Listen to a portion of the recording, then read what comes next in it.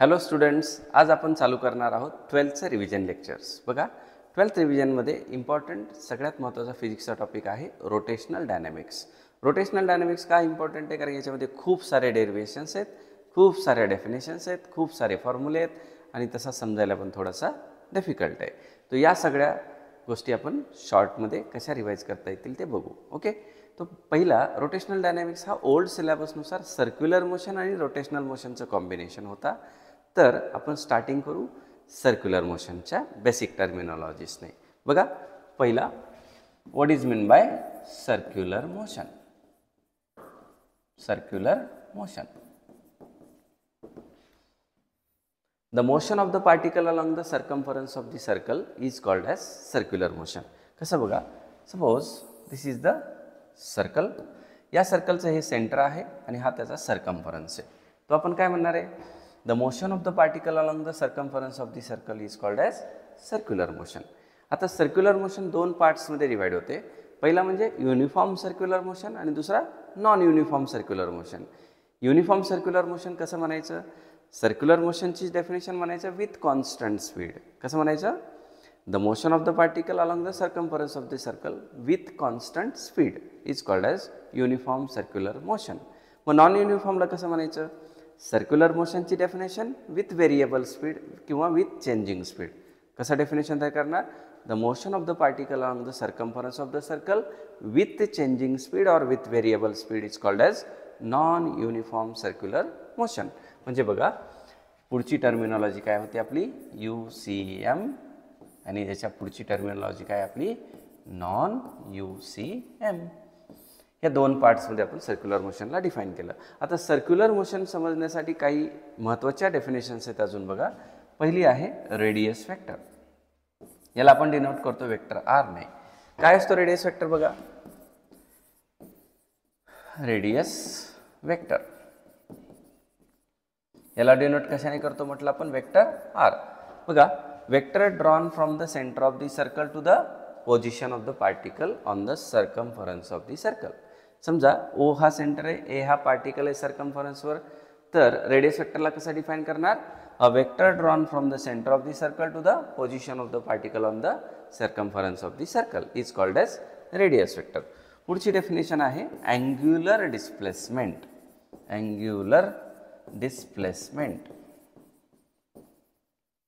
Okay, याला आपण denote करतो थीटाने. ओके, आता अँग्युलर डिस्प्लेसमेंट कसं म्हणायचं? Angle traced by the radius vector in given time is called as angular displacement. कसं बघा, समजा रेडियस वेक्टर A या ठिकाणाहून B या ठिकाणी शिफ्ट झाला आणि त्यांनी काय केलं? सेंटरला थीटा एवढा अँगल कव्हर केला. तर त्या थीटाला आपण काय म्हणणार आहे? Angular displacement. परत एकदा बघा, angle traced by the radius vector in given time at the centre of the circle असं देखील म्हणू शकता, is called as angular displacement. Angular displacement दोन प्रकारचं असतं. If it is measurable then it is called as finite angular displacement. आणि जर समजा ते मेजरेबल नसेल, म्हणजे खूपच छोटा असेल किंवा खूपच मोठा असेल, मोस्टली आपण इथं डील करतो खूपच छोटा असेल, तर त्याला आपण म्हणतो infinitesimally small angular displacement. आणि हे असतं वेक्टर क्वांटिटी. आणि फायनाईट अँग्युलर डिस्प्लेसमेंट कसं असतं? Scalar quantity. पुढे बघा, नेक्स्ट टर्मिनॉलॉजी आहे अँग्युलर व्हेलॉसिटी.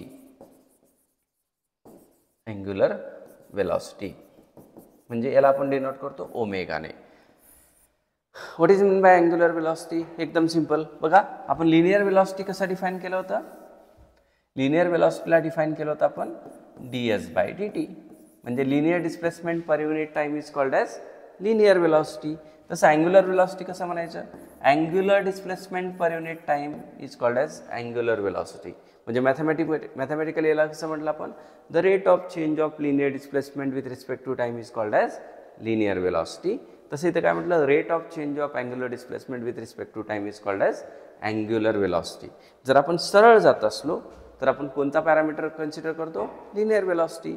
जर आपण कर्वच्या अलॉंग मूव्ह होत असलो तर थीटा किती चेंज होतं किती टाईममध्ये, त्याच्यासाठी आपण टर्मिनॉलॉजी कोणती यूज करतो? Angular velocity. Okay, angular parameter. पुढे बघा, नेक्स्ट आहे अँग्युलर ॲक्सिलरेशन. याला आपण म्हणतो alpha. What is mean by angular acceleration? Simple. Linear acceleration आठवतंय तुम्हाला काय होतं, dv/dt. मग अँग्युलर ॲक्सिलरेशन काय असणार, सिंपल d⍵/dt. याला मॅथमॅटिकली कसं डिफाईन केलं आपण, the rate of change of linear velocity with respect to time is called as linear acceleration.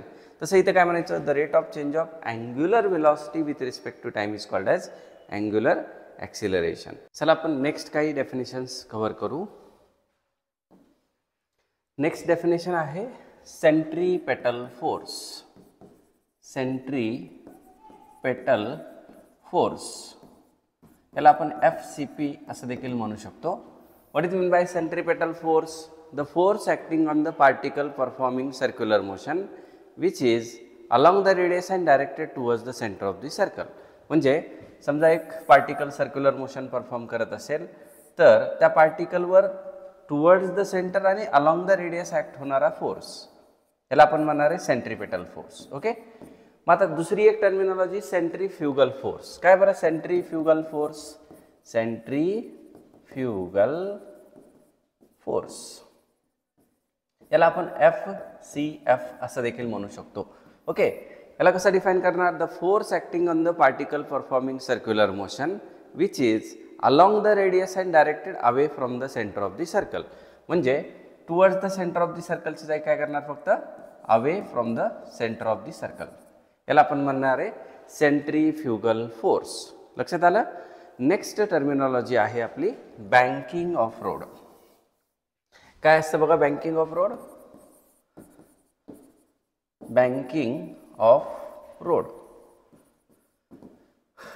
आता ॲक्च्युली हा जो कर्व रोड सरफेस आहे हॉरिझॉन्टल, याला आपण काय करणार आहे, फक्त आउटर एजला फक्त एलिव्हेट करणार आहे थीटा एवढ्या अँगलने. आणि ही जी प्रोसेस आहे या प्रोसेसला म्हणणार आहे आपण बँकिंग ऑफ रोड. मग कसं म्हणायचं, the process of raising outer edge of the road surface, outer edge of the road surface with respect to its inner edge is called as banking of road. परत एकदा बघा, the process of raising outer edge of the road surface over its inner edge is called as banking of road. त्याच्यानंतर theta याला म्हणायचं angle of banking. काय म्हणायचं, angle of banking. What is mean bye angle of banking, एकदम simple. याला म्हणायचं bank curve road, याला म्हणायचं हॉरिझॉन्टल कर्व रोड. ओके. आता या दोघांमधला जो थीटा आहे याला म्हणायचं अँगल ऑफ बँकिंग. म्हणजे काय म्हणायचं, angle made by road surface with its horizontal is called as angle of banking. लक्षात आलं. पुढे बघा, नेक्स्ट आहे, पुढचा टॉपिक आहे व्हर्टिकल सर्क्युलर मोशन. याला VCM असं देखील म्हणतो आपण. काय काय, व्हर्टिकल सर्क्युलर मोशन. आता याच्यामध्ये दोन पार्ट असतात, एक व्हर्टिकल सर्क्युलर मोशन, दुसरा हॉरिझॉन्टल सर्क्युलर मोशन. म्हणजे the circular motion of the particle in its vertical plane, याला काय म्हणतो व्हर्टिकल सर्क्युलर मोशन.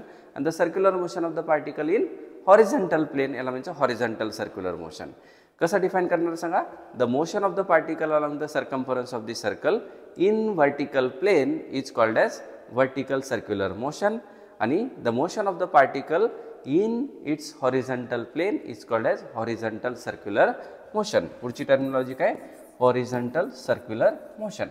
आता याच्यामध्ये आपण जो कोनिकल पेंडुलम घेतो तो हॉरिझॉन्टल सर्क्युलर मोशन परफॉर्म करतो आणि आपण एका स्टोनला स्ट्रिंगला टाय करून आपण गोल फिरवतो इन व्हर्टिकल प्लेन, त्याला म्हणतो व्हर्टिकल सर्क्युलर मोशन.